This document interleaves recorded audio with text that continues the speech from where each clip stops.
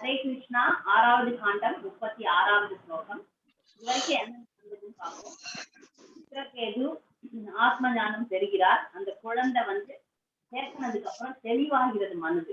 இது என் குழந்தை இல்லை, இது ஒரு ஜீவாத்மா, சக ஜீவாத்மா என்னுடைய வாழ்க்கையில் வந்தது, இப்ப போயிடுச்சுட்டு அந்த அரண்மனையில அழுதவங்க எல்லாருக்குமே தெளிவு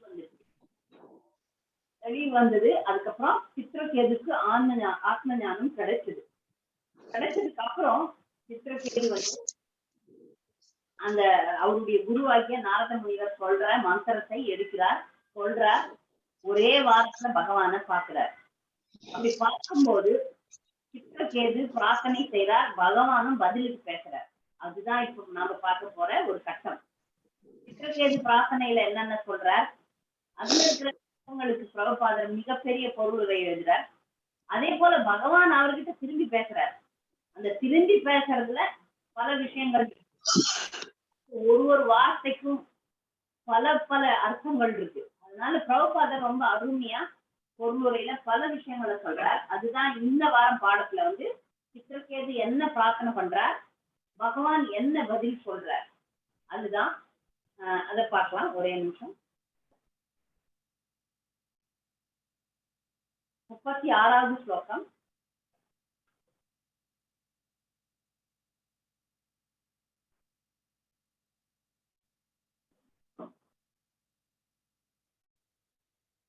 இது இன்னும் அங்க அந்த மற்ற விஷயங்கள் படிச்சலாம். பிரபஞ்ச தோற்றத்தின் மிக சிறிய பொருளான அணுவில் இருந்து பிரம்மாண்ட பிரபஞ்சங்கள் மற்றும் மொத்த பௌதிக சக்தி வரை உள்ள அனைத்திலும் தாங்களே ஆரம்பமாகவும் நடுவாகவும் முடிவாகவும் இருக்கிறீர்கள். இருப்பினும் ஆரம்பமோ நடுவோ அல்லது முடிவோ இல்லாதவர் என்பதால் நீங்கள் நிச்சயமானவர், இந்த 3 காலகட்டங்களிலும் இருப்பவராக நீங்கள் உணரப்படுகிறீர்கள். எனவே தாங்கள் நிலையானவர் ஆவீர். பிரபஞ்ச தோற்றம் இல்லாத போது ஆதி சக்தியாக நீங்கள் இருக்கிறீர்கள். இது சித்திரகேது பிரார்த்தனை பண்றது. சித்திரகேது சொல்றார், பகவான புகழ்ந்து பாடுகிறார். இதுல பிரபுபாதர் என்ன பொருளுரையில சொல்றாருன்னு பார்த்தா, பகவானை பற்றின விஷயம். பகவான் ஆரம்பம் நடு முடிவு மூணுத்திலயும் இருக்கிறார், மூணுத்தையும் அறிந்தவர். அதனாலதான் அவர் ஆரம்பம் நடுவு முடிவாக இருக்கிறார்னு சொல்றாங்க. அதனால அவருக்கு ஆரம்பம் நடுவு முடிவு இருக்குதுன்னு சொல்ல முடியாது. எல்லாத்துலயும் அவர் இருக்கிறார், எல்லா காலகட்டத்திலையும் பகவான் இருக்கிறார்.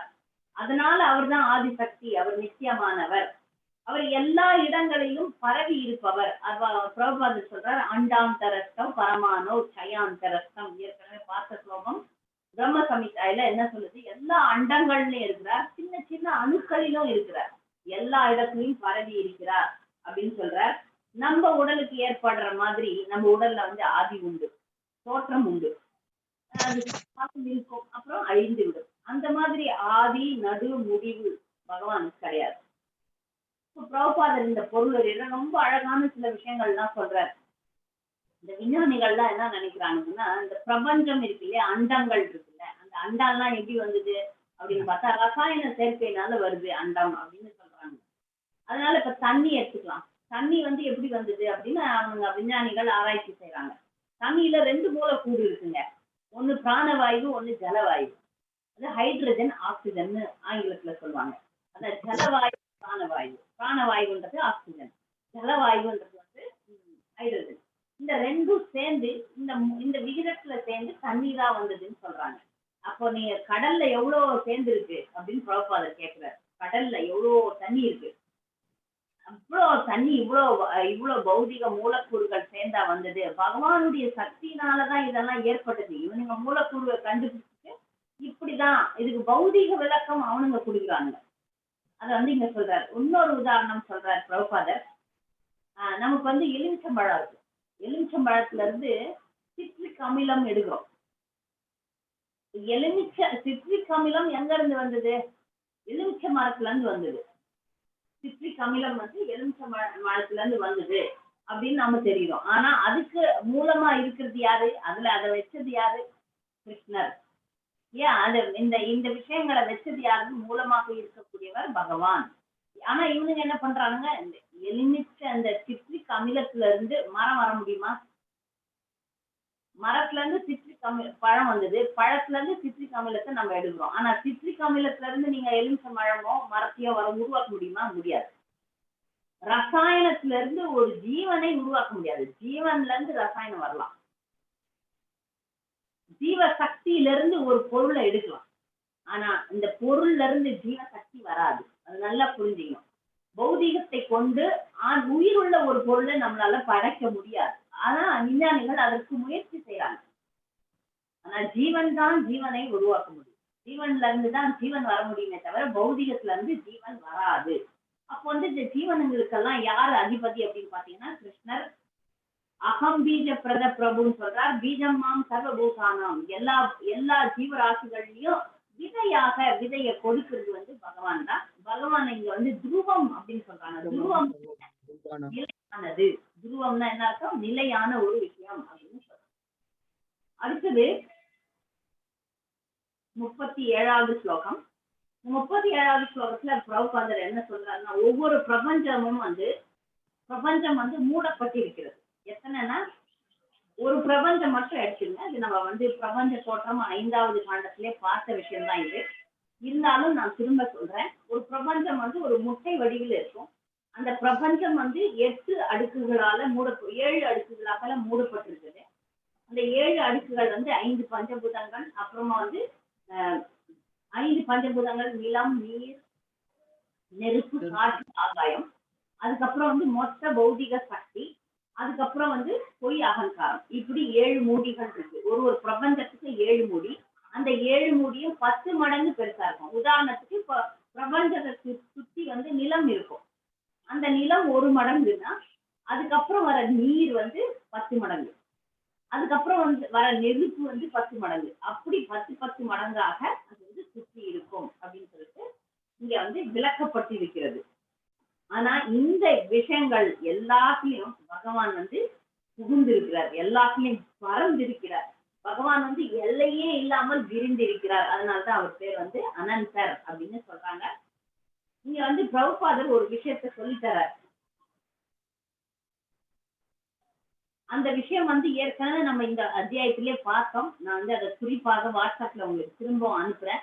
இதை வந்து கொஞ்சம் நல்லா நீங்க புரிஞ்சுக்கணும். நம்ம வந்து ஏற்கனவே படைப்பெல்லாம் பார்த்துட்டோம். படைப்புல வந்து முதல்ல வந்து கிருஷ்ணர்ல இருந்து பலராமர் எப்படி விரிவடைந்து எப்படி இந்த உலகத்தை படைக்கிறார்கள் அப்படின்ற விஷயத்துக்கு இங்க சொல்லித்தரார். பிரபுபாதர் சொல்றார். முதல்ல கிருஷ்ணர்ல இருந்து பலராமர் வரார். பலராமர்ல இருந்து சங்கர்ஷ்ணர் வரார். அந்த சங்கர்ஷ்ணர்ல முதல் நாராயணர் வரார். கிருஷ்ணர்ல இருந்து பலராமர், பலராமர்ல இருந்து சங்கர்ஷ்ணர், சங்கர்ஷ்ணர்ல இருந்து முதல் நாராயணர். அந்த முதல் நாராயணர்ல இருந்து 4 சத்துர்யுகங்கள் வராங்க. வாசுதேவ சங்கர்ஷ்ணர், பிரத்யும்ன அனிருத்தர். இந்த சங்கர்ஷ்ணர்ல இருந்து மீண்டும் 2வது நாராயணர் வரார்.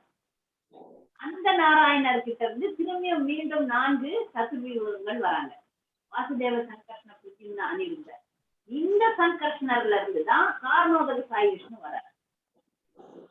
அந்த காரணோதக சாய் விஷ்ணு மகாவிஷ்ணுன்னு சொல்லக்கூடிய இந்த உலகத்தை வந்து படைக்கிறார். ஒரு மூச்சு விட்டால்தான் உலகம் படைக்கப்படுகிறது. பிரபஞ்சங்கள் அவருடைய மூச்சுல இருந்து வருது. மூச்சு இழுத்தால்தான் பிரபஞ்சங்கள் அழிக்கப்படும். இது காரணோதக சாய் விஷ்ணு. மூச்சை விடும்போது தோன்றுகின்ற பிரபஞ்சங்கள்ல ஒரு பிரபஞ்சத்திலயும் ஒரு கர்ப்போதக சாய் விஷ்ணுவாக போகிறார். அந்த கர்ப்போதக சாய் விஷ்ணுல இருந்து சிரோதக சாய் விஷ்ணு அந்த பிரபஞ்சத்துக்கு மேலாளராக இருக்கிறார். அப்ப அந்த பிரபஞ்சத்துலதான் ஸ்வேத தீபம் இருக்கு. அந்த ஸ்வேத தீபத்துல சீரசாகரத்துல பார்க்கடல்ல சிரோதக சாய் விஷ்ணு இருக்கிறார். இந்த சிரோதக சாய் விஷ்ணுவை தான் எல்லா தேவர்களும் வழிபடுகிறார்கள். இதை பார்க்கணும். அவ்வளவுதான். இது வந்து பிரபுபாதர் சொல்றாரு. இந்த இத்தனை படைப்பு பண்ணிருக்கிறார் பாருங்க. இத கிருஷ்ணர் வந்து ஏகாம்சேன சிதோ ஜகத்துன்னு பகவத்கீதை 10:42 சொல்றாரு. இவ்வளவு ஜட சக்தி படைச்சிருக்கிறார்ல, அது வந்து அவருடைய ஒரே ஒரு அம்சம், ஒரு அம்சத்துல எல்லாத்தையும் சாதிக்கிறார். அடுத்து இது வந்து 37வது ஸ்லோகத்துல பிரபுபாதர் கொடுத்த பொருள் உரையினுடைய சுருக்கம்.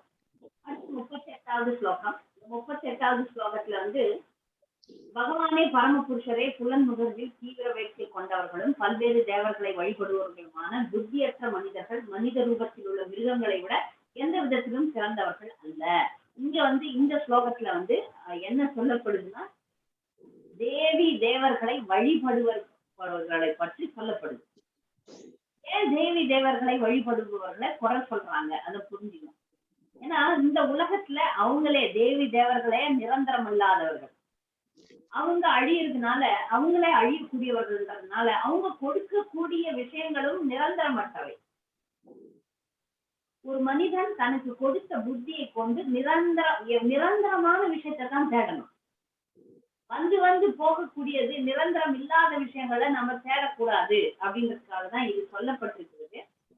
பிரபுபாதர் இந்த முக்கியமான ஸ்லோகம் பகவத்கீதையில வர காமை ஞான அந்நிய தேவதா, யாருக்கெல்லாம் காமம் நிறைய இருக்கோ அவங்க எல்லாம் 7 பகவத்கீதை 7:20 சொல்றாரு.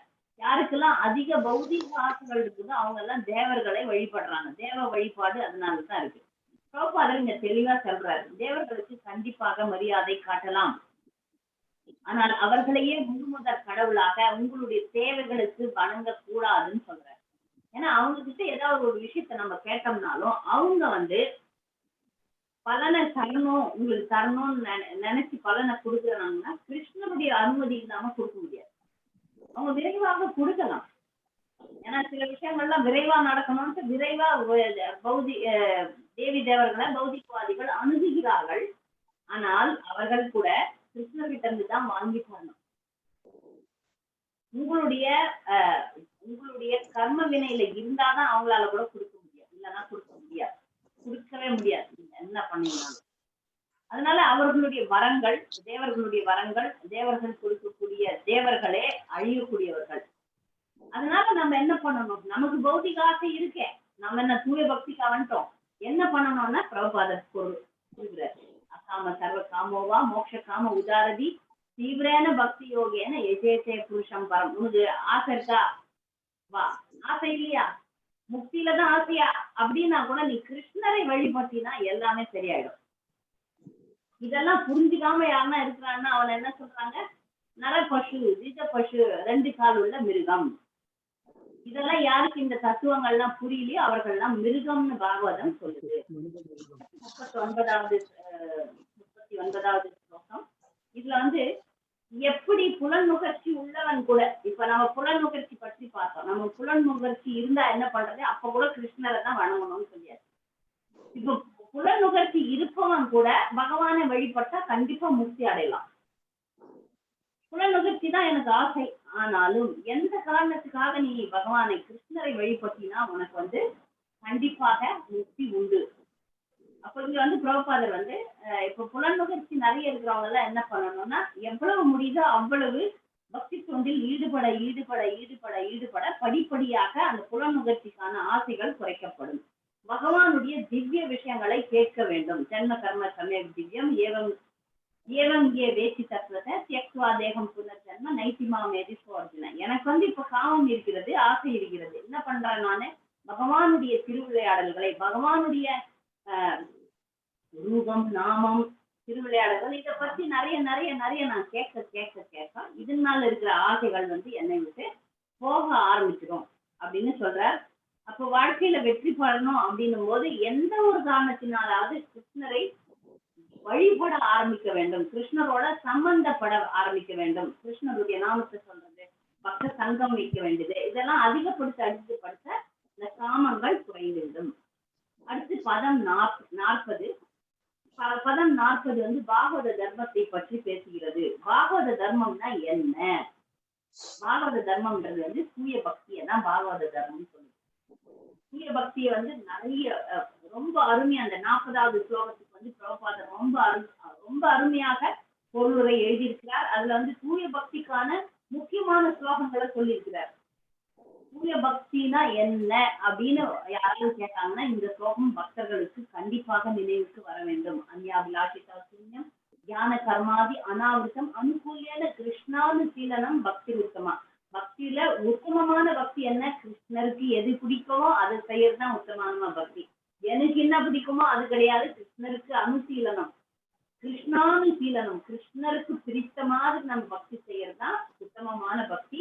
எனக்கு இது வேணும் அது வேணும் அது வேணும் அப்படின்றது பக்தி எல்லாம் பக்தி கிடையாது. கிருஷ்ணா உனக்கு எது பிடிக்குதோ அதை நான் செய்யறேன், அதுதான் வந்து தூய பக்தி எனப்படுகிறது. இது பக்திக்கான இந்த பாகவத தர்மத்துக்கான விளக்கம். பஞ்சராத்திரத்துல என்ன சொல்லப்பட்டிருக்கிறது? நாரத பஞ்சராத்திரத்துல சர்வோபாதி விநிர்முக்தம் தத் பரத்வேன நிர்மலம் ரிஷிகேன ரிஷிகேச சேவனம் பக்தி உச்சதே. இதுவும் அததான் சொல்லுது. எல்லா பௌதிக சர்வோபாதி விநிர்முக்தம், எல்லா பௌதிக கலங்கங்கள்ல இருந்து விடுபட்டு வரணும். தூய்மையான இதயத்தோட பகவானை ரிஷிகேன ரிஷிகேஷ, புலன்களுக்கு அதிபதியானவன புலன்களை கொண்டு பக்தி தொண்டு செய்ய வேண்டும். நமக்கெல்லாம் புலன்கள் கொடுக்கப்பட்டிருக்கிறது, அதுக்கெல்லாம் அதிபதி வந்து பகவான். அவருக்கு வந்து நம்ம தொண்டு செய்யும் போது அதுதான் பக்தின்னு சொல்லப்படுது. இந்த பக்தி தொண்டு எப்படிப்பட்டதுன்னா எந்த ஒரு உள்நோக்கமும் இல்லாமல் இருக்க வேண்டும். அது என்ன ஆகும்? ஆத்மாவுக்கு தூய்மை கொடுக்கும். அதையும் பிரபுபாதர் சொல்றார். கலை பும்சாம் பரோ தர்மோ யதோ பக்தி அதோக்ஷதே அகைத்துக்கி அப்ருத்தியதா யதாத்மா சுப்ரசீததி. இந்த ஆத்மாவுக்கு அதுதான் வந்து சந்தோஷத்தை கொடுக்கக்கூடியது. உலகத்துல நம்ம என்ன காரியம் ஒன்னா பண்ணலாம், ஆனா ஆத்மாவை சந்தோஷப்படுத்தக்கூடியது வந்து பக்தி தொண்டு மட்டும்தான். எதை செஞ்சா ஆத்மா வந்து தூய்மை அடையும், எதை செய்தா ஆத்மா திருப்தி அடையும் பாத்தீங்கன்னா அது தூய பக்தி மட்டும்தான். அதுதான் பாகவத தர்மம்னு சொல்லப்படுது. பாகவத தர்மம் தொடர்ந்து பிரபுபாதர் நிறைய கருத்துக்களை வந்து சொல்றார். 41லயும் சொல்றார். 41ல பாகவத தர்மத்துக்கு எதிரா என்ன இருக்குன்னு சொல்றார். பாகவத தர்மம் என்னன்னு பார்த்தோம், தூய பக்தின்னு பார்த்தோம். அடுத்தது பாகவத தர்மத்துக்கு எதிரா இருக்கக்கூடிய சமய முறைகள், சமய சடங்குகள், அதெல்லாம் முரண்பாடுகள் நிறைந்தது. அதுல எல்லாம் என்ன இருக்கு? நீ நான், என்னுடையது உன்னுடையது அப்படிலாம் இருக்கு. ஆனா பாகவத தர்மம் வந்து, பாகவத தர்மத்துல இருக்கிறவங்க என்ன நினைக்கிறாங்க? நான் கிருஷ்ணருக்கு சொந்தம், கிருஷ்ணர் எனக்கு சொந்தம். இதுல மதம் ஜாதி இதெல்லாம் கிடையவே கிடையாது. எந்த ஒரு மதமும் கிடையாது, எந்த ஒரு மொழி கிடையாது, எந்த ஒரு நாடு கிடையாது. இந்த வேற்றுமைகள் எல்லாம் போயிடுதாங்க அங்க. அதனாலதான் கிருஷ்ணர் என்ன சொல்றார்? சர்வ தர்மான் பரித்யஜ மாமேகம் சரணம், எல்லா தர்மத்தையும் விட்டுடுன்னு சொல்றாரு. நீ ஆணோ பெண்ணோ, நீ பிராமணனோ, நீ சத்திரியனோ, நீ இந்தியனோ, நீ அமெரிக்கனோ, எல்லா உடல் ரீதியான எல்லா விஷயங்களையும் நீ விட்டு என்னிடம் சரணடைன்னு சொல்றார். அப்ப தர்மம்ன்றது என்ன? தர்மம்ன்றது கிருஷ்ணர் என்ன சொல்றாரோ அதான் தர்மம். தர்மம் சாட்சாத் பகவத் பிரீதம். அதை நம்ம எப்படி செய்யணும்? கிருஷ்ணருக்கு பிடிச்ச மாதிரி செய்யணும். அனுகூலியான கிருஷ்ணானுசீலனம். அதனாலதான் பக்தர்களுக்கு பாத்தீங்கன்னா எதிரிகளே இல்லைன்னு சொல்றாரு பிரபுபாதர். ஏன்னா பக்தர்கள் வந்து ஜாதி மதம் இனம் நாடு இப்படி பாகுபாடு எல்லாம் பாக்குறது கிடையாது பக்தர்களுக்கு. அதனாலதான் மத பிரச்சனைகள் தான் கிடையாது. நம்ம மத பிரச்சாரம் எல்லாம் நாம பண்றது இல்லை. இஸ்லான் பக்தர்கள் பாகிஸ்தான்ல கூட இருக்கும். ஏன்னா அங்க நான் இந்து, நான் கிறிஸ்டியன், நான் முஸ்லிம், அங்க மதவாதம் பேசுறது கிடையாது. பக்தியை மட்டுமே, பகவானுடைய அன்பை மட்டுமே பிரச்சாரம் செய்வதால எல்லா நாடுகளிலும் இஸ்லாம் வந்து வரவேற்கப்படுகிறது. சில இடங்கள்ல சில கருத்து வேறுபாடுகள் நிலவுகின்றது. ஆனா இது வந்து கலியுகம். ஆனா இங்க பிரபுபாதர் சொல்றாரு, ஏன்னா இந்த கௌடிய சம்பிரதாயத்தினுடைய இஸ்லாமுடைய தத்துவம் வந்து கிருஷ்ணருடைய பகவானுடைய அன்பை பரப்புவதாக இருக்கிறது. எந்து நானே, என் ஜாதி உன் ஜாதி, என் மதம் உன் மதம், அப்படி ஆனா வேறுபாடுகள் பாகுபாடுகள் கிடையாது. அதனால எல்லாமே பகவானுக்கு சொந்தமானதுன்னு நம்ம செயல்படும் போது இதுல வெற்றியும் கிடைக்கிறது. 42வது ஸ்லோகம் ஒரு மதம் இந்த தவறான மதத்தை பற்றி சொல்லுது. யாரெல்லாம் புலனின்பத்துக்காக மதத்தை கடைபிடிக்கிறாங்க பாருங்க, அவங்க பற்றி இந்த ஸ்லோகம் சொல்லுது. புலனின்பத்துக்காக மதத்தை கடைபிடிப்பவர்களை பற்றி இந்த ஸ்லோகம் சொல்லுது. சில பிரபுபாதர் வந்து என்ன சொல்றாருன்னா மிருக பலி பற்றி சொல்றாரு. மிருகங்களை எல்லாம் பலி கொடுக்குறாங்க சில மதங்கள்ல உண்டு. அதெல்லாம் நான் மதங்களை குறிப்பிட்டு சொல்ல விரும்பவில்லை. நிறைய மதங்கள்ல பலியிடுவது இருக்கிறது. ஆனா இதை பகவான் அங்கீகரிக்கவில்லை. ஆனா வேதங்கள் அங்கீகரிக்கிறதேன்னு ஒரு கேள்வி வரும். வேதத்துல இருக்கு, நீ ஆடு மாடு கோழி எல்லாம் சாப்பிடணும், மிருகத்தை சாப்பிடணும்னு ஒரு ஆசை இருந்தா காளி மாதாவுக்கு அமாவாசை அன்று பலி கொடுத்து ஒரு மந்திரத்தை சொல்லி அதை நீ உண்ணுவாயாக சொல்லப்பட்டிருக்கு. ஆனால் அப்படி சொல்லப்பட்டாலும் அவர்களுக்கு தண்டனை நிச்சயமாக உண்டு. ஏன்னா அந்த மிருகத்தினுடைய காதுல போய் ஒரு மந்திரத்தை சொல்லணும். அந்த மந்திரத்தினுடைய அர்த்தம் என்னன்னா, இந்த பிறவில என்னால புலன்களை அடக்க முடியவில்லை, அதனால இந்த பிறவில உன்னை வெற்றி கொள்றேன், அடுத்த பிறவில நீ வந்து என்ன வெற்றி கொள்ளலாம் அப்படின்றது அந்த மந்திரத்தினுடைய அர்த்தம். அதனால பிரபுபாதர் இங்க எழுதுறாரு, மிருகபலி வந்து வேதத்துல அங்கீகரிக்கப்பட்டிருந்தாலும் ஆனால் அதை செய்பவர்களுக்கு தண்டனை கண்டிப்பாக உண்டு. உண்மையான யஜ்யம் வந்து இதெல்லாம் கிடையாது, இதெல்லாம் சமயம் கிடையாது, இதெல்லாம் வந்து உன்னை முன்னேற்றாது. உன்னுடைய புலனின்பத்தை அடக்க முடியும்ன்றதுக்காக கொடுக்கப்பட்ட சில கன்செஷன் கூட சலுகைகள்னு சொல்லலாம். ஆனா உண்மையான யஜ்யம்ன்றது சங்கீர்த்தனம். கலியுகத்துல யஜ்யை சங்கீர்த்தன பிராயை யஜந்தி. மனிதர்கள் வந்து பகவான் கிட்டயே பொறாமைப்பட்டதுனாலதான் இங்கெல்லாம் இங்க கீழே தள்ளி போட்டது. அதனாலதான் அவர்கள் வந்து அசுர இனங்கள் எல்லாம் போட்டிருக்கிறாங்க. இவங்கெல்லாம் என்ன நினைச்சுக்கிறாங்க, இந்த மனிதர்கள் எல்லாம் என்ன நினைச்சுக்கிறாங்க, நாங்க வந்து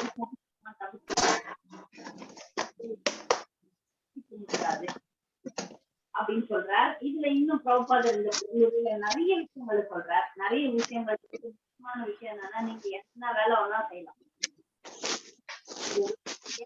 கூட ஆயிடலாம்.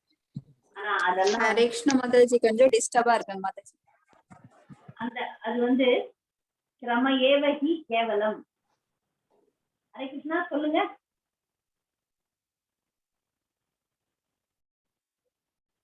சரி, அந்த எத்தனையோ விஷயங்களை இந்த உலகத்துல சாதிக்கலாம் நாம, ஆனா சாதிச்சு அதுல ஒரு பிரயோஜனமும் கிடையாது. கிருஷ்ண உணர்வு இல்லைன்னா அது வந்து சிரம ஏவகி கேவலம், வெறும்னே வந்து உழைப்பு தான் வீணா போகுது அப்படின்னு சொல்ற இந்த ஸ்லோகத்தை வந்து பிரபுபாதர் இங்க மேற்கோள் காட்டார். அதனால மற்ற சமய முறைகள், கிருஷ்ணர் அல்லாத மற்ற சமய முறைகள்லாம் வந்து வீண் தான், அதனால ஒரு பலன் கிடையாது அப்படின்னு சொல்றார். அடுத்து வந்து 43வது ஸ்லோகம். இந்த 43வது ஸ்லோகம் வந்து ஒருவரும் பிரபுபாதர் சொல்றார், ஒருவரும் குருவாகி தனக்கு தெரிஞ்ச அளவுக்கு மற்றவர்களுக்கு பிரச்சாரம் செய்ய வேண்டும் அப்படின்னு சொல்றாரு. முதல்ல சைத்தன்ய மகாபிரபு சொல்றாரு, எல்லாருமே யார தேக்க தாரக்கோ கிருஷ்ண உபதேஷ், எல்லாரும் பிரச்சாரம் செய்யணும்னு சொல்றாரு. அடுத்து வந்து பிரகலாத் மகாராஜர் என்ன சொல்றாருன்னா, எல்லாரும் 5 வயசுல இருந்தே பக்தி தோண்ட ஆரம்பிக்கணும், 5 வயதுல இருந்தே ஆரம்பிக்கணும், 5 வயதுல இருந்தே பக்திக்கான பயிற்சி கொடுக்கப்பட வேண்டும்னு சொல்றார். கிருஷ்ணராலதான் இந்த 4 வர்ணங்கள் 4 ஆசிரமங்கள் ஏற்பட்டது. இந்த உலகத்துல வந்து எல்லாரும் சமம் ஒரு இது கம்யூனிஸ்ட் வாதம் இருக்கு பாருங்க.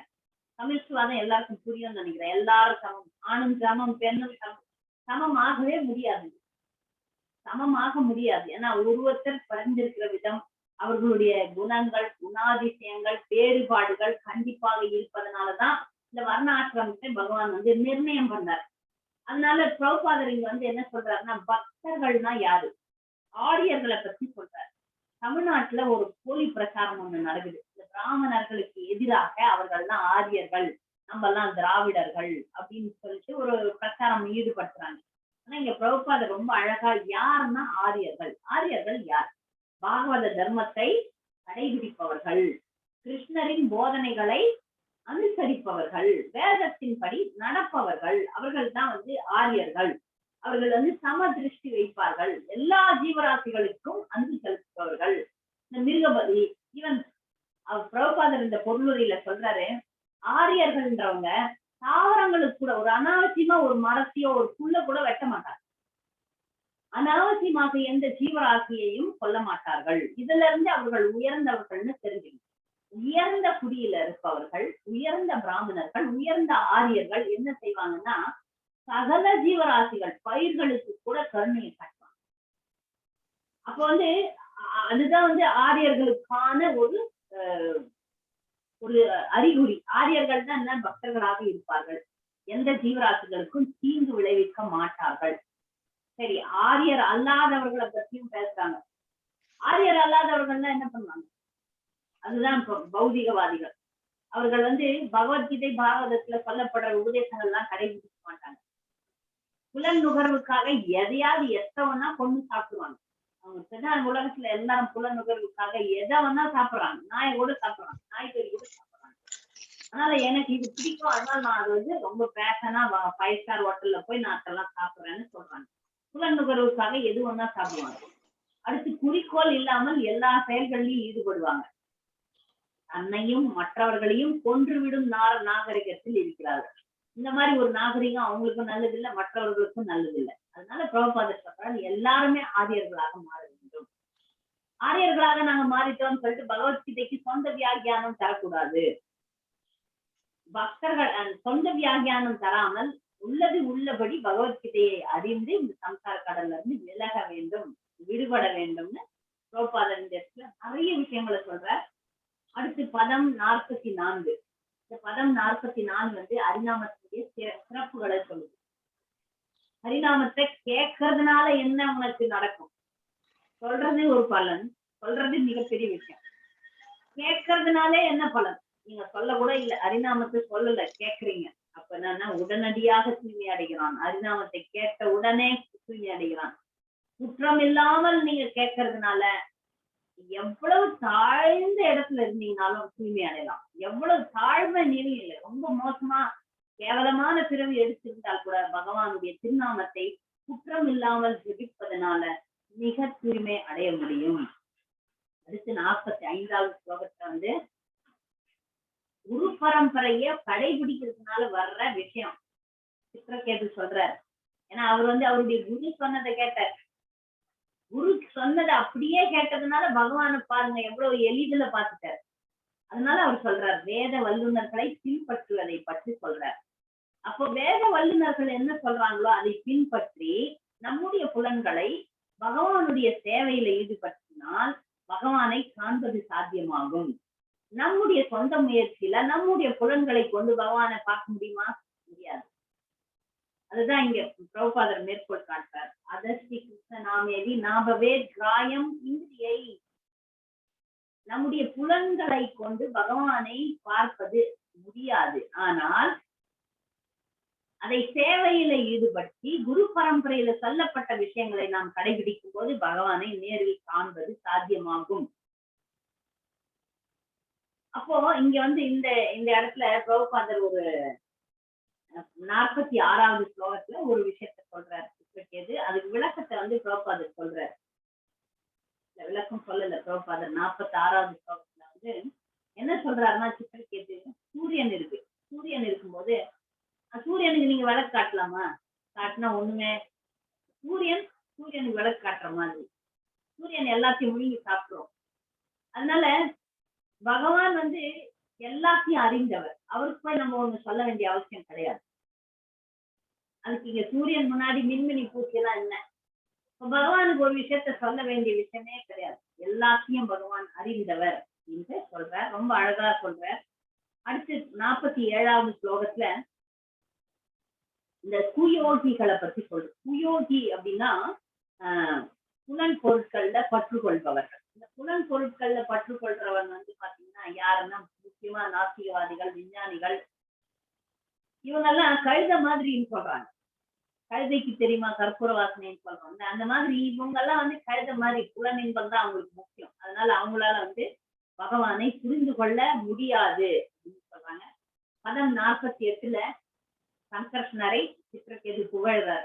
இது சங்கர்ஷ்ணர் வந்து இந்த உலகத்தை, ஆதிசேஷன் தானே சங்கர்ஷ்ணர், அவர் இந்த உலகத்தை வந்து உங்க தலைமையில கடுகு வச்சா அவங்களுக்கு வலிக்குமா? அந்த மாதிரி பல பல பிரபஞ்சங்களை அவர் தாங்கி நிற்கிறார். அதனாலதான் அவருக்கு வந்து 1000 தலைகள். அந்த 1000 தலைகள்ல அவர் பிரபஞ்சங்கள்லாம் ஒரு கடுகு மாதிரி நிற்குது அவருக்கு.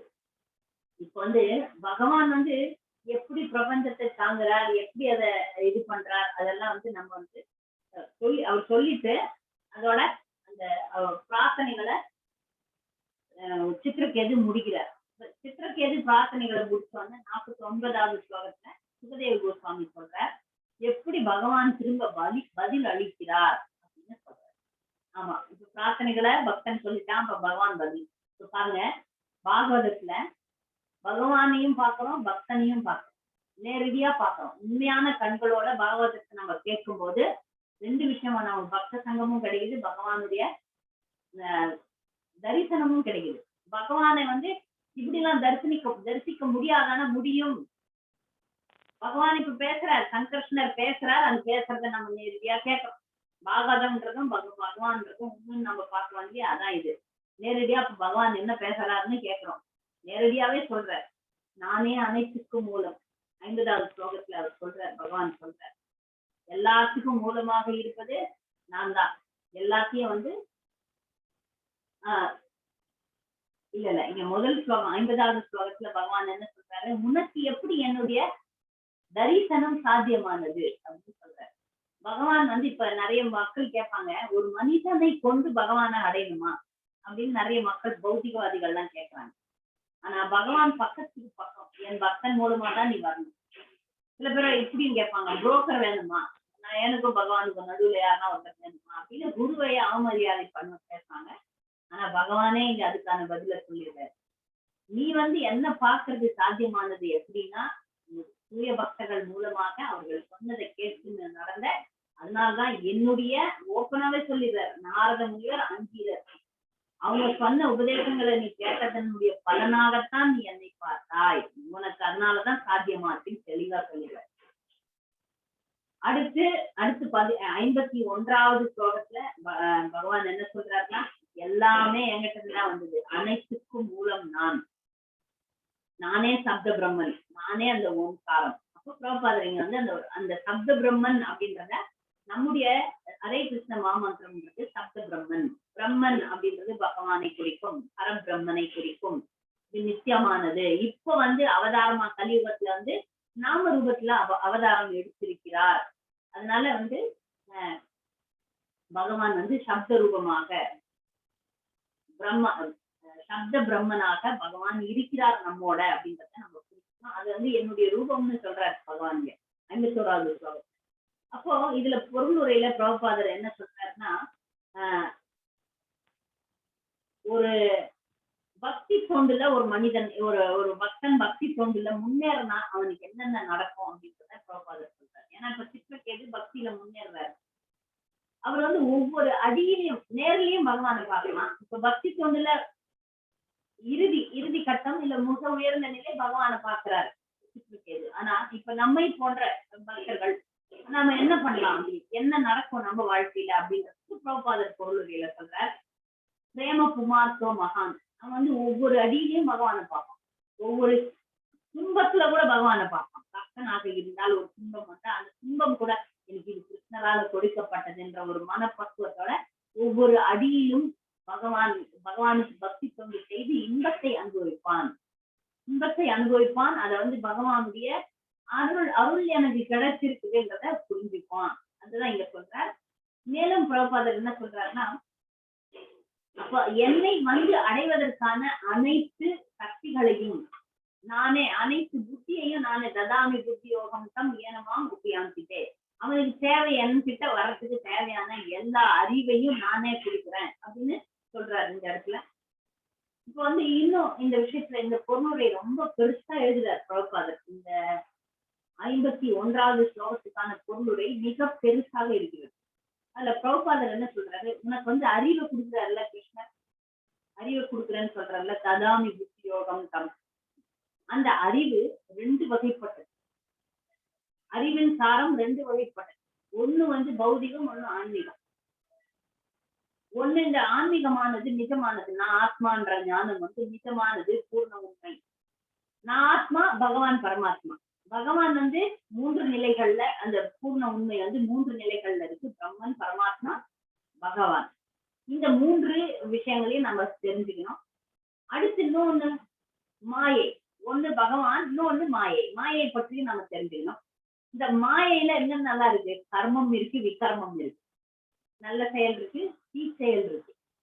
விகர்மம் வந்து என்னென்ன பண்ணுது, நம்ம வந்து இங்க திரும்ப திரும்ப வந்து கஷ்டப்பட வைக்குது.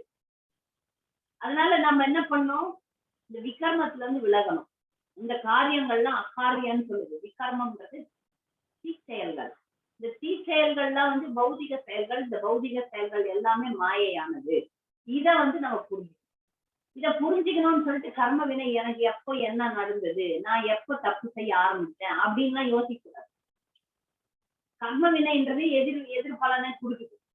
அப்போ இங்க பிரபுபாதர் கர்ம நோக்கி போதவியம் விகர்மனக அக்கர்மனஸ்ய போதவியம் கர்ம நோகதி. இந்த கர்ம வினையினுடைய நுணுக்கங்கள்லாம் என்னன்னு போய் கண்டுபிடிக்கும். இந்த பொதுப்படியா நம்ம புரிஞ்சுக்கணும். இத பொதுப்படியா புரிஞ்சுக்கிட்டு இதனாலதான் இப்படி நடந்தது. இப்ப சித்திரகேதுக்கு வந்து எல்லாம் ஜீவராசியை கொண்டாந்து காமிச்சாங்க, சொன்னாங்க. நமக்கெல்லாம் அப்படி சொல்லப்படணும், சொல்ல சொல்ல மாட்டாங்க. நாம வந்து சாஸ்திரத்தை கொண்டுதான் அறிய வேண்டும். அதனால சாஸ்திரம் நமக்கு குரு சாது சாஸ்திரம் இருக்கிறது. இவர்களை கொண்டு நாம வந்து அறிய வேண்டும், உயர்ந்த உண்மையை அறிய வேண்டும். அப்ப வந்து இங்க பிரபுபாதர் இன்னும் என்ன சொல்றாருன்னா, இந்த பௌதிக மூலக்கூறுகள் எல்லாம் வந்து பகவான் தான். உலகத்துல இருக்கிற எல்லாமே அந்த பௌதிகமான விஷயங்கள் கூட பகவானால ஏற்பட்டதுதான். அதனால்தான் அகம் வை சர்வ பூதானி அப்படின்னு சொல்றாரு. இதுக்கு என்ன, இதை எப்படி புரிஞ்சுக்கிறது அப்படின்னும் போது, அகம் வை சர்வ பூதானி எல்லாமே நான் தான், எல்லாமே நான் தானா, எல்லாமே என்னால் கொடுக்கப்பட்டது. இந்த ஜீவராசிகளுக்கு அனுபவிக்கக்கூடிய அந்த பௌதிகம் இருக்கு பாருங்க. நம்ம எத்தனையோ பௌதிகமா உயிரற்ற விஷயங்களை அனுபவிக்கிறோம் பாருங்க. அது கூட பகவானால கொடுக்கப்பட்டது, பகவானுடைய சக்தி தான் அப்படின்றத நம்ம புரிஞ்சுக்கணும். அடுத்து பிரபுபாதர் சொல்றாரு, பூதாத்ம பூத பாவனைன்னு இந்த ஸ்லோகத்துல வருது. பூதாத்ம பூத பாவனை அப்படின்னா, பகவான் வந்து எல்லாருடைய இதயத்திலும் பரமாத்மாவாக இருந்து அதை வழி நடத்துகிறார். நல்ல காரியமோ கெட்ட காரியமோ நீ எதை விரும்புறியோ அதுக்கேத்த மாதிரி வழி நடத்துங்க. அப்ப நம்ம என்ன பண்றோம், எனக்குன்னு விருப்பத்தை வைக்காம அவருடைய விருப்பப்படி நடந்தோம்னா எல்லாமே சுகமாகும். என் விருப்பம் போதுதான் அடி வாங்குவோம். அவருடைய விருப்பம் போது அந்த எல்லாமே சுபமாக்க முடியும், மங்களமாக்க முடியும். இந்த விஷயத்துல நம்ம வந்து வித்தியைனா என்ன, அவித்தியைனா என்ன, அறியாமைனா என்ன, அறிந்து கொள்வதுனா என்ன, மாயைனா என்ன, நிஜம்னா என்ன என்ற கருத்து நம்ம கத்துக்கணும். கிருஷ்ணரே வந்து எல்லா இடத்துலயும் ஓம்காரமாக இருக்கிறார், எல்லா வேத மந்திரங்களின் மந்திரமாக பிரணவமாக இருக்கிறார். இந்த ஸ்லோகத்துல பிரபுபாதர் ரொம்ப அருமையாக சொல்றார். அடுத்தது 52வது ஸ்லோகம். 52வது ஸ்லோகத்துல வந்து எப்படி இந்த ஜீவராசிக்குள்ள எல்லாத்தையும் வந்து பகவான் வந்து விரிந்து பறந்து இருக்கிறார், எல்லா இடத்திலும் இருக்கிறார். ஜீவராசிகள்லாம் அவர்ல இருக்கு, இவரு அவருள்ள இல்லை. அதாவது நீங்க எல்லாமே இந்த பிரபஞ்சம் ஜீவராசிகள் எல்லாமே கடவுளுடைய சக்திகள் அப்படின்னு புரிஞ்சுக்கணும். அவ்வளவுதான். எல்லாமே கிருஷ்ணர் முதல் கடவுளுடைய சக்தியினால்தான் இதெல்லாம் இருக்கு அப்படின்றத நம்ம புரிஞ்சுக்கலாம். அடுத்தது வந்து 53, 54வது ஸ்லோகம். 53, 54ல வந்து 3 விஷயத்த சொல்றாரு. கிருஷ்ணர் பகவான் தானே பேசுறாரு, சங்கர்ஷ்ணர் தானே பேசுறாரு. ஒரு மனுஷன் தூக்கத்துல இருக்கிறான், கனவு காண்றான், கனவுல இருந்து வெளியே வரான். அப்படியாக சில நேரங்கள்ல கனவு கண்டு எழுந்துக்கு அப்புறம் கனவுல பார்த்ததெல்லாம் நிஜம் இல்லை, இந்த சூழ்நிலைகள்லாம் நிஜம் இல்லை அப்படின்னு அவன் புரிஞ்சுக்கிறான். இந்த கனவு நிலைகளை பத்தி ஒரு மனிதனுடைய 3 நிலை இருக்கு. ஒரு மனிதன் 3 நிலையில தான் எப்போதும் இருக்கலாம். ஒண்ணு விழித்திருக்கும் நிலை, உறக்கத்துல வந்து 2 நிலை இருக்கு. அது வந்து ஆழ்ந்த உறக்கம், கனவு நிலை, ஆழ்ந்த உறக்கம் அப்படின்னு 3 நிலை இருக்கு. விழித்திருக்கும் நிலையில எல்லாம் நமக்கு தெரியும். தூங்கும் போது அறகுறையா தூங்கினோம்னா கனவு வரும். ஜாகிரத சுஷுப்தி, ஜாகிரத சொப்ன. இந்த சுஷுப்தி அப்படின்றது வந்து ஆழ்ந்து தூங்குறது, ஜாகிரத அப்படின்றது விழிச்சிருக்கிறது, சொப்னன்றது வந்து அறகுறையா இருக்கு. இந்த சொப்ன கனவு நிலையில நம்ம வந்து 3 நிலை சொல்லிட்டோமா, அந்த 3 நிலையிலையும் நம்ம கிருஷ்ணரை நினைக்கிறோமா அதுதான் முக்கியம். இந்த 3 நிலையிலயும் கிருஷ்ணர், நம்ம தூக்க நிலையில முக்காவாசி நினைக்கிறது இல்லை. தன்னை மூச்சம்னாலே கிருஷ்ணர் எல்லாம் போயிடும், ஏதோ வரும். ஏன் அப்போ இங்க வந்து பிரபுபாதர் சொல்றாரு, அந்த 3 நிலைகள்லயும் நம்ம கிருஷ்ணரை நினைக்கும் போதுதான் நமக்கு வந்து பக்தி ஆழமாக செல்லக்கூடும். அதுக்கு என்ன பண்ணலாம்? இப்ப இந்த 3 நிலையிலயும் கிருஷ்ணரை நினைக்கணும்னா என்ன பண்ணலாம்? பிரபுபாதர் சொல்றார், ஸ்மர்த்தவ்ய சததம் விஷ்ணு விஸ்மர்த்தவ்ய ந ஜாதுசிக். ஆங்கிலத்துல குழந்தைங்களுக்கு சொல்லி தரும், always remember Krishna, never forget Krishna. இது நல்லா பாத்துங்க. எப்போதும் கிருஷ்ணரை நினைக்க வேண்டும், எப்போதும் கிருஷ்ணரை மறக்க கூடாது. எப்போதும் கிருஷ்ணரை நினைக்க வேண்டும், தெரியுது, அதே கிருஷ்ணா சொல்லிட்டே இருக்கும். எப்போதும் கிருஷ்ணரை நினைக்க வேண்டும், கிருஷ்ணரை மறக்க கூடாதுன்றது நம்ம செய்யக்கூடிய செயல்கள் யாவற்றிலும் அவரை சம்பந்தப்பட்டுக் கொள்ள வேண்டும். அதான் எல்லா நிலைகளிலும் அவரை நினைவு கொள்ள வேண்டும். அப்பதான் அந்த 3 நிலைகள்ல நம்ம வந்து அவரோட சம்பந்தப்பட்டிருப்போம் அப்படின்ட்டு கிருஷ்ணரே சித்தருக்கு சொல்றார். இந்த கனவு நிலையை பத்தி இன்னும் 55வது ஸ்லோகத்துல சொல்றார். கனவு நிலையின் போது யாருக்குமே பாத்தீங்கன்னா யார் மூலமாக உலகத்தில் இருக்கும் ஜீவராசியால் அவனது கனவு நிலையையும் பௌதிக புலன்களின் செயல்முறைகளுக்கு அப்பாற்பட்ட அவனது மகிழ்ச்சியையும் புரிந்து கொள்ள முடிகிறதோ அந்த பரபிரம்மன் எங்கும் நிறைந்துள்ள பரமாத்மா நானே என்பதை அறிவாயாக. அதாவது உறக்கத்தில் உள்ள ஜீவராசியின் செயல்களுக்கு காரணம் நானே என்பதை அறிவாயாக. பொதுவா ஜீவராசி என்ன செய்யுது? நான் தான் செய்யறேன்னு நினைச்சுட்டு அகங்கார விமூடாத்மா கர்த்தாகும் இது வந்ததே. ஆனா நானே தனியா செயல்பட முடியாது. என்னை செயல்பட வைப்பவன் பகவான்றதை நம்ம புரிஞ்சு நாம் விருப்பப்பட மட்டும்தான் முடியும். நல்ல காரியமோ கெட்ட காரியம் விருப்பப்பட மட்டுமே முடியும். ஆனா என்னை செய்ய வைப்பவன் கடவுள் தான், கிருஷ்ணர் தான் அப்படின்றத நம்ம புரிஞ்சுக்கணும். அடுத்து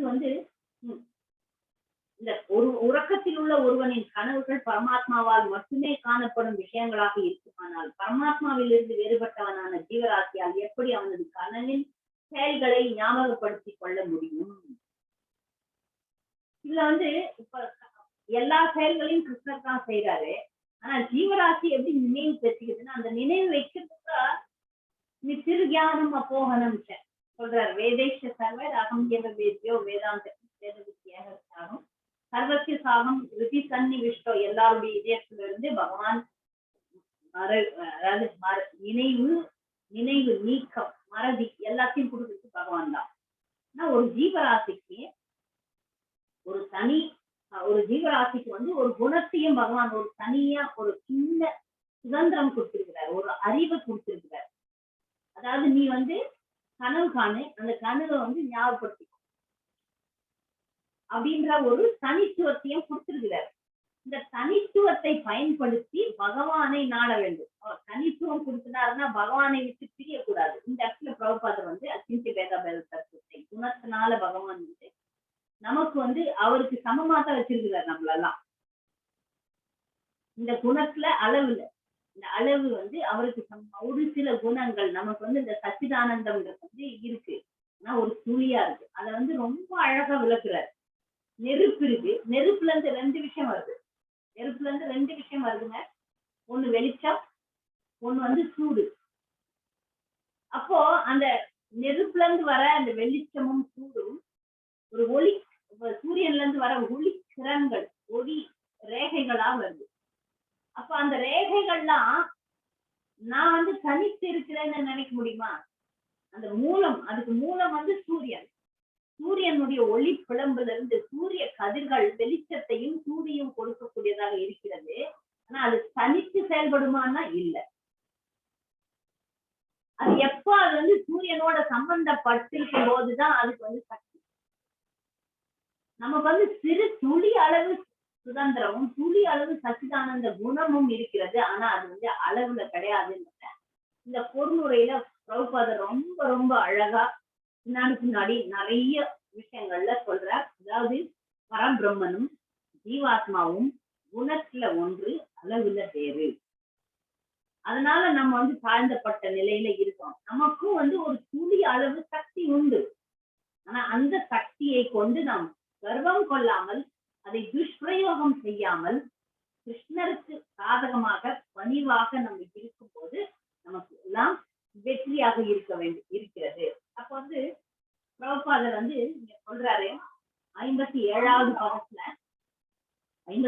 பதத்துல நாம ஏன் இங்க சிக்குண்டு இருக்கிறோம், இந்த உலகத்துல ஏன் மாட்டிக்கிறோம் அப்படின்றத பத்தி சொல்லப்படுது.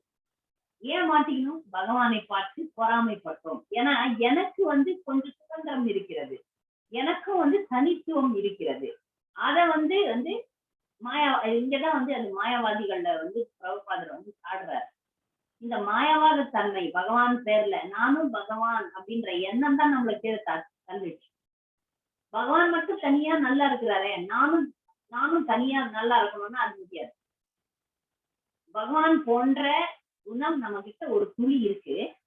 அந்த துளியை கொண்டு நான் தனியா இருக்க விரும்புறேன்னு நினைச்சது தவறு. இப்ப இங்க பக்தி தொண்டு செய்து நாம மாயாவாதிகளாக மாறுறோம். நிறைய மாயாவாதிகள்லாம் என்ன சொல்றாங்க, இந்த கொள்கையை வைத்து நானும் பகவானும் ஒண்ணு அப்படின்னும் போது அது நாஸ்திகமா, பகவானையே நிராகரிக்கும் நாஸ்திகவாதமும் மாயாவாதமும் சமம் அப்படின்னு பிரபுபாதர் சொல்றாரு.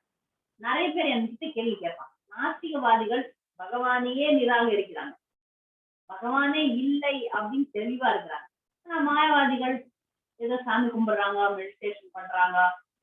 நிறைய மாயாவாதி சன்னியாசிகள் உலகத்துல இருக்கிறாங்க. ஆனா பிரபுபாதர் நமக்கு சொல்றது மாயாவாதிகளும் நாஸ்திகவாதிகளும் ஒன்றுதான். ஏன்னா இறுதியாக அவர்களும் பகவானை நிராகரிக்கிறார்கள், நானே பகவான்னு சொல்லிக்கிறாங்க. இது நாஸ்திகவாதத்துக்கும் மாயாவாதத்துக்கும் வேறுபாடே கிடையாது, ரெண்டும் ஒண்ணுதான் இந்த விஷயத்துல. ஏன்னா அவங்க இறுதியில என்ன சொல்றாங்க, மிகப்பெரிய பாதகமான விஷயத்த சொல்றாங்க. நாஸ்திகவாதினா கடவுள் இல்லைன்னு சொல்லிட்டு இருக்கலாம், ஆனா அவர்களும் ரொம்ப ஆட்டம் போட்டா தண்டனை உண்டு. மாயாவாதிகள் என்ன பண்றாங்க, நானே கடவுள் நிற்கிறாங்க. அடுத்தது என்ன பண்றாங்க, கடவுள் கிருஷ்ணரையே நிராகரிக்கிறார்கள். அதனால அவர்கள் நாஸ்திகவாதிகள். இதுல நிறைய பிரபுபாதர் பொருளுரையில ரொம்ப பயங்கரமா எழுதுறாரு, தயவுசெய்து கவனமாக படியுங்கள். அப்ப மாயாவாதமும் நாஸ்திகவாதமும் ஒன்று அப்படின்ட்டு நிறைய இடத்துல சொல்றார். இப்ப நம்ம ஜீவராசிகள் குணத்துல ஒண்ணு அப்படின்னா கூட பணிவோட பகவானுக்கு சேவை செய்யும் போதுதான் ஏற்றம் கிடைக்கும், பந்தப்பட்ட வாழ்விலிருந்து விடுதலை கிடைக்கும் சொல்லிட்டு ஒவ்வொரு பொருளுரையிலும் சொல்றார். அப்புறம் இங்க இன்னும் என்ன சொல்றாருன்னா, வேத சாஸ்திரம் என்ன சொல்லுது, 58வது பதத்துல கிருஷ்ணரே சொல்றாரு, சங்ககிருஷ்ணரே சொல்றாரு, நீங்க இதை பிரச்சாரம் பண்ணணும், மற்றவர்களுக்கு இந்த வேதத்துல சொல்லப்பட்டிருக்கக்கூடிய அந்த விஷயங்களை நம்ம சொல்லணும் அப்படின்னு அவரே சொல்றாரு, கடவுளே சொல்றாரு. இதை பிரச்சாரம் பண்ணணும். அதுக்காக பிரபுபாதர் பாரத பூமியில பிறந்த இந்த ஜீவராசிகள்லாம் பக்தியை தானும் எடுத்துக்கணும், மற்றவர்களுக்கும் சொல்லணும் அப்படின்னு சொல்றார். அதுக்கப்புறம் 59வது பதத்துல புத்தியுள்ள மனிதன் என்ன செய்யணும் அப்படின்னு சொல்லப்பட்டது. புத்தியுள்ள மனிதன் பௌதிக ஆசைகளை விட்டுட்டு வாழ்வின் மிக உயர்ந்த லட்சியத்தை அடைவதற்கு முயற்சி செய்ய வேண்டும் அப்படின்னு சொல்றாங்க. 60வது பதம் இதுல பொருளுரை பிரபுபாதர் எழுதலான அந்த பதமே மிக அருமையான பதம். ஆணும் பெண்ணும் சேர்ந்து சுகம் அனுபவிக்கிறதுக்கு திட்டம் திட்டாங்க. அதுதான் உலகத்திலேயே நடக்குது, உலகமே இதை மையமா கொண்டுதான் இருக்கு. ஆனா அவங்க தீட்டுற திட்டம் தான் நடக்குதா, நடப்பதில்லை. அவங்க இந்த கதைகள்லாம் பாத்தீங்கன்னா, இந்த ஃபேரி டெய்ல் எல்லாம் பாத்தீங்கன்னா, அவர்கள் அதுக்கப்புறம் எப்போதும் மகிழ்ச்சியாக வாழ்ந்தார்கள் அப்படின்னு, இனிதே வாழ்ந்தார்கள் அப்படின்னு இருக்கும். ஆனா இனிதே வாழ்ந்தார்கள் யாருடைய வாழ்க்கையா தெரியுமா, எல்லாருடைய வாழ்க்கையும் மரணத்தில் முடிகிறது, துன்பத்தில் முடிகிறது. இந்த மாதிரி பௌதிக கதைகள் எல்லாம் பாத்தீங்கன்னா அப்படி இருக்கு. ஆனா உண்மை அது கிடையாது. அவர்களுடைய திட்டம், நானும் என்னுடைய கணவரும் நானும் என்னுடைய மனைவியும் துதித்திருப்போம் அப்படின்னு தீர்க்கிற திட்டங்கள்லாம் பிறப்பு, இறப்பு, நோய், முதுமை என்ற கஷ்டங்களால மூழ்கடிக்கப்படுகிறது. அதனால அவர்களுடைய திட்டம் நிறைவேறுவதில்லை அப்படின்னு அவரே பகவானே சொல்றார். இது நம்ம நல்ல விஷயமா நல்லா புரிஞ்சுக்கணும். ஏன்னா இந்த பௌதிக வாழ்க்கையில புலனின்பத்துக்காக நம்ம செய்யற திட்டங்கள்லாம் தோத்துதான் போகும்.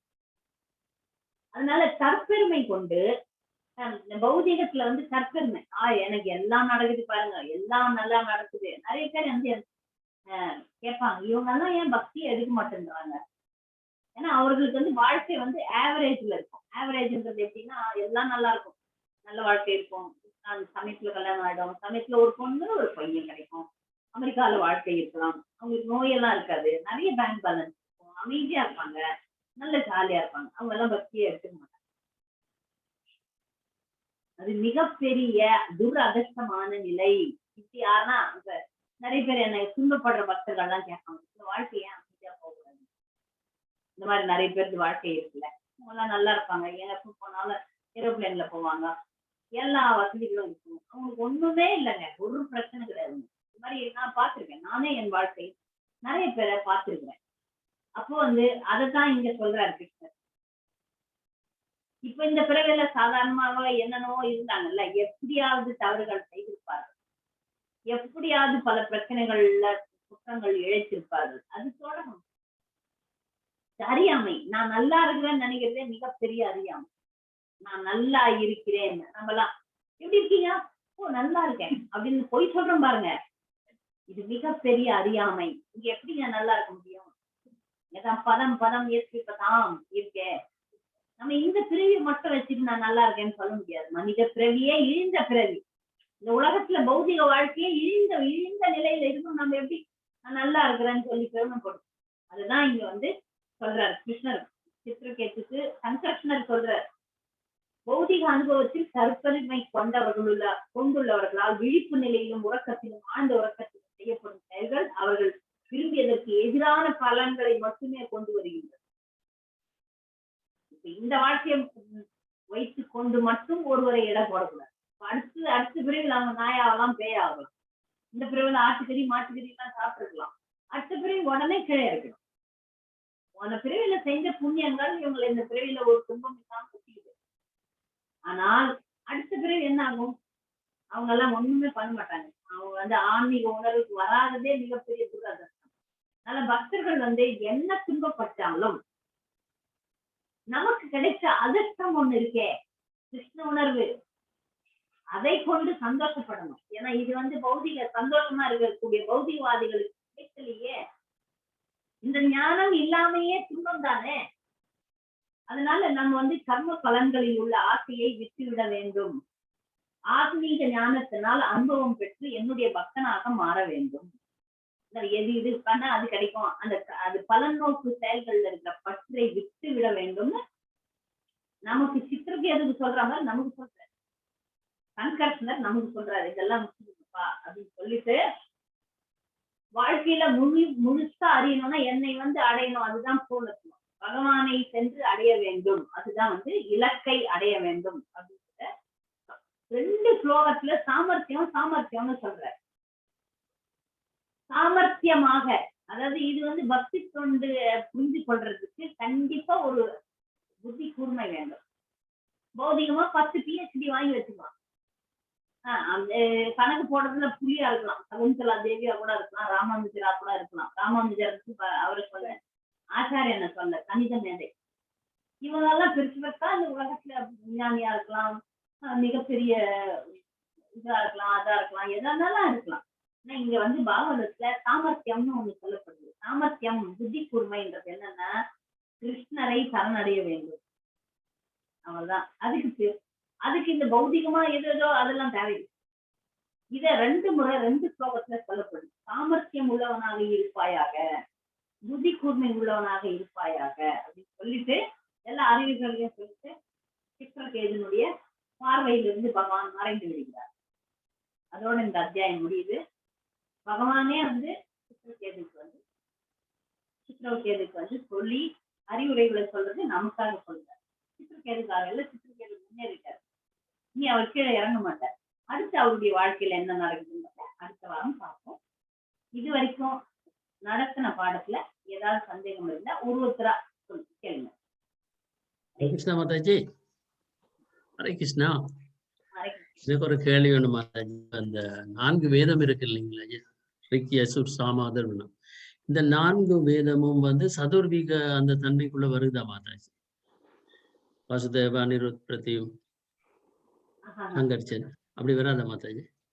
4 வேதங்கள் நமக்கு கொடுக்கப்பட்டது. அது வந்து சதுர்வீகம் அந்த உலகத்துக்காக, உலகத்தை பராமரிக்கிறதுக்காக பகவான் எடுத்த விருதாம்பம். பிரளய காலத்துல வந்து இந்த வேதம் எல்லாம் அழிஞ்சு விடுமா இல்ல அப்படி நிரந்தரமா இருக்குமா? வேதம் வந்து அதெல்லாம் வந்து வேதத்தெல்லாம் அழிக்க முடியுமா? அந்த அசுரர்கள் வந்து அயகிரீவன் ஒரு அசுரன் வந்து அதை எடுத்துன்னு போய் மறைச்சு வச்சுக்கணும், பகவான் வந்து அதை காப்பாற்ற மாதிரி. வேதங்கள் எப்போதும் இருக்கக்கூடியவை. வேத சாஸ்திரங்கள்லாம் வந்து அழியாதவை இருக்கிறது. பகவான் வந்து எப்ப மறந்துச்சுன்னா, இந்த உலகத்தை விட்டு மறந்து விட்டால் அதை ஞாபகப்படுத்துவார். இன்னொரு கேள்வி மாதாஜி, ஆரியர் சுவாமிகள் அந்த ரிஷிகள் இவங்க எல்லாம் யாகம் செய்யறாங்க இல்லையா, அந்த யாகத்துல மிருக பலியிடுறாங்களே, அந்த பலியிடுற மிருகங்கள் எல்லாம் மோட்சத்துக்கு போகுதா இல்லது திரும்பி அது பிறந்து? இல்ல, கலியுகத்துல வந்து மிருக பலி வந்து கிடையாது. மற்ற யுகங்கள்ல உண்டு. மற்ற யுகங்கள்ல அனுமதி உண்டு. அந்த மற்ற யுகங்கள்ல வந்து யஜ்யங்கள்ல வந்து மிருக பலி அனுமதி உண்டு. அவர்கள்லாம் உடனே வந்து அவங்களுக்கு வந்து மனித பிறவி கிடைக்கும், இல்ல சொர்க்கலோக பிராப்தி கிடைக்கும். அந்த அந்த ஒரு பசு அஸ்வமேத யஜ்யம்னா குதிரையை பலி இடும்போது அந்த குதிரைக்கு வந்து உடனே அந்த அன்னமே அந்த மிருகத்துக்கு வந்து உயர்ந்த பதவி கொடுக்கிறது. அதனால அந்த பலி நல்லது தானே. நன்றி மாதாஜி. கலியுகத்துல கிடையாது, ஏன்னா அப்படி மந்திரம் சொல்லக்கூடிய பிராமணர்கள் கிடையாது. அதனால கலியுகத்துல வந்து மிருக பலி கிடையாது. ஹரே கிருஷ்ணா மாதாஜி.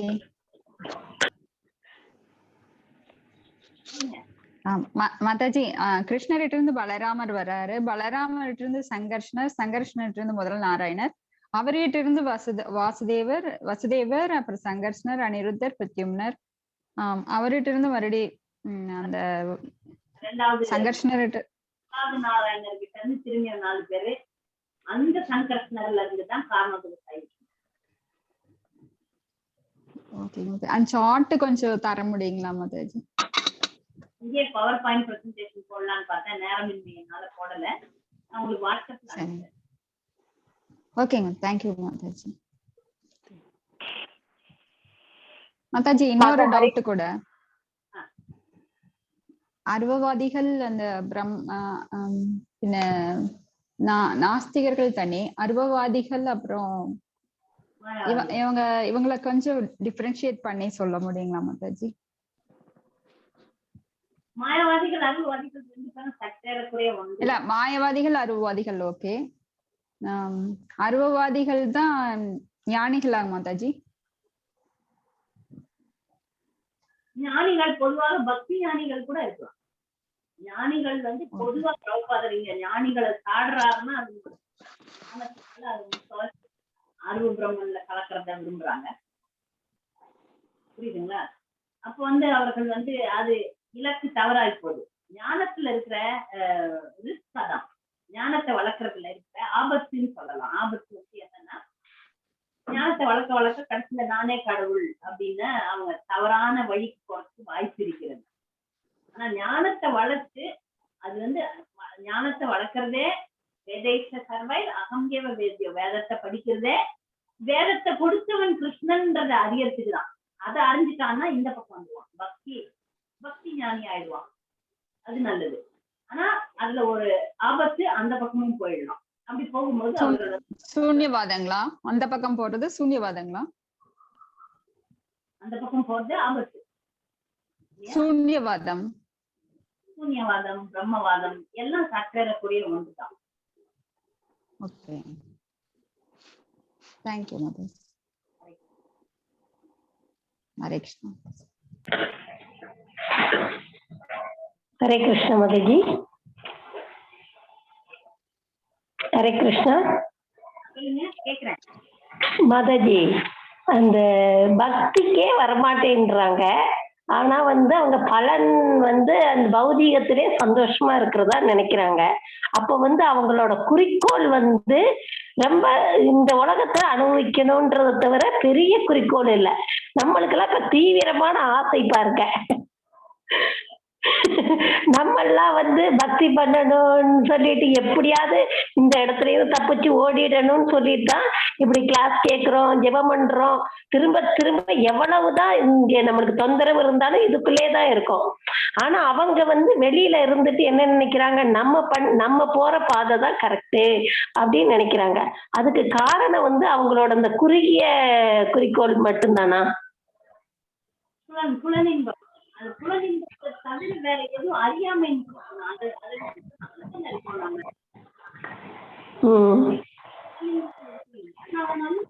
எதுக்கு நாங்க சாமி கும்பிடணும்? நீங்க எல்லாம் பாவிகள்.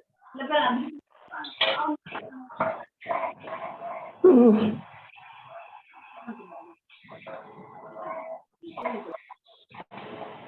இல்ல, இது வெளியில இருக்கிறவங்களை கூட பேசி பேசி நம்ம வந்து பக்தி பாதைக்கு கொண்டு வந்துடலாம் போல.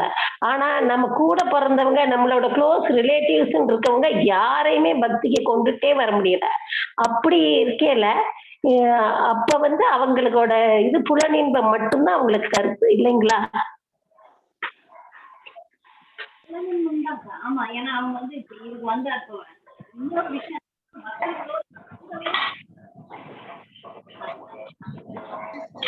கேட்க மாட்டேங்குது மாதாஜி, பேசுறதே கேட்க மாட்டேங்குது. கேக்கலங்க மாதாஜி. கேக்கல மாதாஜி. கேக்குதா? இப்ப கேக்குது மாதாஜி. கேக்கல கேக்கல மாதாஜி. ஹரே கிருஷ்ணா. விஸ்வஸ்ரீ மாதாஜி, நீங்க உங்களோட மியூட்ல போட்டீங்கன்னா அவங்க சொல்றது கேட்கும் மாதாஜி. எல்லாரும் மியூட் போட்டு அப்புறமா பேசுங்க. சித்ரா நிறுத்துங்க, நிறுத்துங்க. இப்ப புலன் இன்பத்துல இருக்கிறவங்க, புலன் இன்பத்துல இருக்கக்கூடியவர்கள் நம்முடைய நெருங்கிய உறவினர்களாக இருந்தால் நாம செய்யற இந்த தவங்கள் எல்லாம் பாக்குறாங்க. நாம செய்யற தவங்கள் எல்லாம் பார்த்து பயந்து போயிடுறாங்க. ஓ, இப்ப பக்தர்கள் ஆனோம்னா ஏகாதசி விரதம் இருக்கணும், காலையில எழுந்துக்கணும், இதை பண்ணும் அதை பண்ணும். இப்ப நமக்கு என்ன பிரச்சனை? நல்லதானே இருக்கிறோம். இதுங்கதான் என்ன லூசுங்க மாதிரி பக்தி தொண்டு செய்து இப்ப எதுக்கு போனோம், அங்க போனோம், குடும்பத்தை விட்டுறாங்க, இதை பண்றாங்க. அதெல்லாம் நம்ம வந்து தவறான உதாரணமாக இருக்கக்கூடாது. பக்தர்களுக்கு இன்னொரு வேண்டுகோள், பக்தி தொண்டு நமக்கு வாய்ப்பு கிடைக்கும் போது தீவிரமா இருக்கலாம். நமக்கு வாய்ப்பு இல்லை, நமக்கு வந்து குழந்தைகள் இருக்கிறாங்க, கணவர் இருக்கிறார், வீட்டுல மாமியார் மாமனார் இருக்கிறாங்க, இவர்களுக்கெல்லாம் கண்டிப்பா சேவை செய்து கொண்டு பக்தி செய்யணும். இங்க வந்து நிறைய பேருக்கு வந்து என்ன ஆகுதுன்னா, இது ஒரு தவறான அபிப்பிராயம் நிறைய பேருக்கு இருக்கு. பக்தி தொண்டுல வந்து இங்கேயும் புலனின்பத்தை அனுபவிக்கணும்னு நினைக்க கூடாது. அதனால சில பேர் வராங்க, அதுவும் ஜாக்கிரதையா இருக்கணும். இங்க மாதாஜி சொன்ன கேள்விக்கு பதில் என்னன்னா, நம்மோடு நெருங்கி இருப்பவர்கள் நாம் செய்யக்கூடிய தவங்களை பார்த்து பயந்துடுறாங்க. பயந்து போய் வர்றதில்லை. ஓ, இதை விட்டுருணுமே, அதை விட்டுருணுமே. இவங்கெல்லாம் நாமெல்லாம் எப்படி இதெல்லாம் விட்டோம்னா, உயர்ந்த விஷயம் நமக்கு கிடைக்க போதேன்னு சொல்லிட்டுதான் இந்த மாதிரி விஷயங்கள்லாம் விட்டோம். ஏன் நம்ம ஏன் சினிமா பாக்குறது விட்டோம், ஏன் ஹோட்டல்ல சாப்பிடுறத விட்டுட்டோம்? இதுக்கெல்லாம் ஆழ்ந்த அந்த காரணங்களை நம்ம நல்லா புரிஞ்சுக்கிட்டோம். இது எனக்கு நன்மை செய்யக்கூடியது, அந்த அந்த உண்மை நம்ம புரிஞ்சுது. நம்ம கூட இருக்கிறவங்களுக்கு அது புரியல.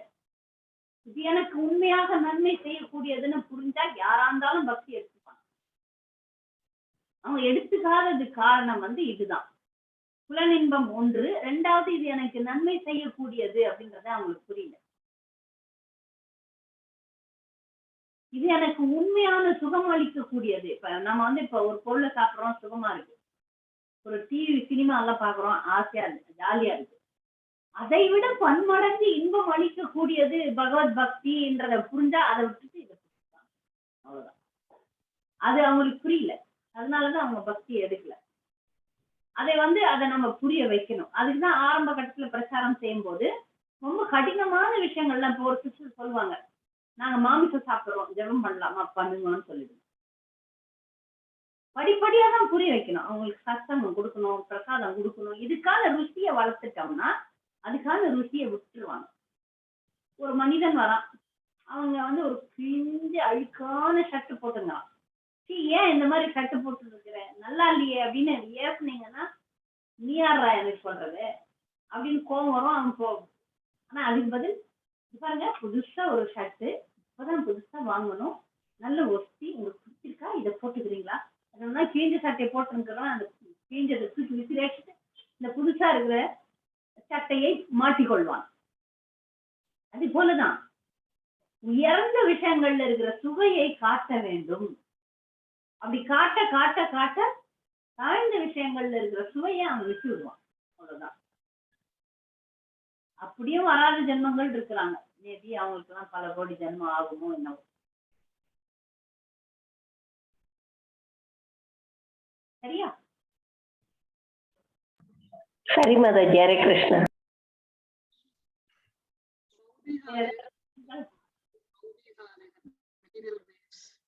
அப்படிங்கிறது மெட்டீரியல் வேவ்ஸ், பௌதீக அலைகளும் கொடுத்திருக்கீங்க. பௌதிக அலைகள், ஆமா. பௌதிக அலைகள் அப்படிங்கிறது வந்து சென்ஸ் கிராட்டிபிகேஷன் அந்த மாதிரி வருமா மாதாஜி? இல்ல இந்த பௌதீக படைப்புல இருக்கக்கூடிய பௌதீக அந்த எனர்ஜி அலைகளை பத்தி சொல்லப்படுதாங்க மாதாஜி? சக்தியை பத்தி சொல்லுதாங்க மாதாஜி? பௌதிக சக்தியை. பௌதிக அலைகள்ன்றது என்ன? நம்ம வந்து இந்த உலகத்துல வந்திருக்கிறோம், பிறப்பு இறப்பு நோய் முதுமை தக்க பாக்குறோம். இந்த கஷ்டங்கள், இன்பங்கள், துன்பங்கள் அதுல தான் எப்படி போறோம். சில நேரத்துல இன்பம் வருது, சந்தோஷப்படுறோம். துன்பம் வருது. இந்த உலகத்துல இன்பமும் துன்பம் தான். அது புரிய மாட்டேங்குது. இந்த பௌதீக உலகத்துல இருக்கிற அலைகள் தான் இன்ப துன்பம். இந்த உலகத்துல நடக்கிற விஷயங்கள், இந்த விஷயங்கள் நம்ம மேல கீழே தூக்கி போடுது. இந்த தாமரை இலையில விழுந்த தண்ணி எப்படி இப்படி இப்படி இப்படி ஆடுது. கமல தல ஜல ஜீவன தலமல்ல. அந்த மாதிரி நம்ம இங்க இந்த சம்சாரத்துல இந்த பௌதிக அலைகள்னால இங்க அங்க வீசி எறியப்படுகிறோம். அதான் பௌதிக அலைகள். நல்லது கெட்டது, இன்பம் துன்பம், பிறப்பு இறப்பு, நோய் முதுமை, இதெல்லாம் பௌதிக அலைதான். ஹரே கிருஷ்ணா மாதாஜி. ஹரே கிருஷ்ணா.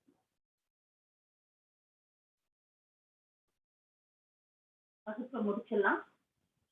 அடுத்த வாரம் சந்திப்போம். அதுலயும் கேள்விகள் இருக்கு. கேள்விகளை அனுப்பிட்டேன் ஏற்கனவே.